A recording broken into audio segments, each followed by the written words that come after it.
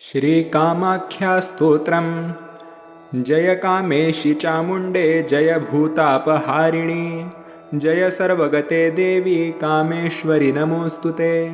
विश्वमूर्ते शुभे शुद्धे विरूपाक्षि त्रिलोचने, भीमरूपे शिवे विद्ये कामेश्वरि नमोऽस्तुते।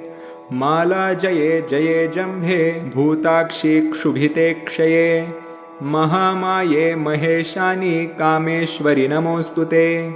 भीमाक्षि भीषणे देवी सर्वभूतभयङ्करी, कराली विकराली च कामेश्वरि नमोऽस्तुते।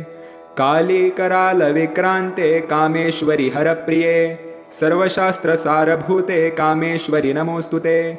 कामरूपप्रदीपे च नीलकूटनिवासिनी, निशुम्भशुम्भमथनी कामेश्वरि नमोऽस्तुते। कामाख्ये कामरूपस्थे कामेश्वरि हरिप्रिये, कामानां देहि मे नित्यं कामेश्वरि नमोऽस्तुते। वपानाढ्यमहावक्त्रे तथा त्रिभुवनेश्वरी, महिषासुरवधे देवी कामेश्वरि नमोऽस्तुते। छागतुष्टे महाभीमे कामाख्ये सुरवन्दिते, जय कामप्रदे तुष्टे कामेश्वरि नमोऽस्तुते। भ्रष्टराज्यो यदा राजा नवम्यां नियतशुचिः, अष्टम्यां च चतुर्दश्यामुपवासि नरोत्तमः, संवत्सरेण लभते राज्यं निष्कण्टकं पुनः। यैदं शृणुयाद्भक्त्या तव देवी समुद्भवं, सर्वपापविनिर्मुक्तः परं निर्वाणमृच्छति। श्रीकामरूपेश्वरि भास्करप्रभे प्रकाशिताम्भोजनिभायतानने, सुरारिरक्षस्तुतिपातुनोत्सुके त्रयीमये देवनुते नमामि। सितासिते रक्तपिशाङ्गविग्रहे रूपाणि यस्याः प्रतिभान्ति तानि, विकाररूपा च विकल्पितानि शुभाशुभानामपि तां नमामि।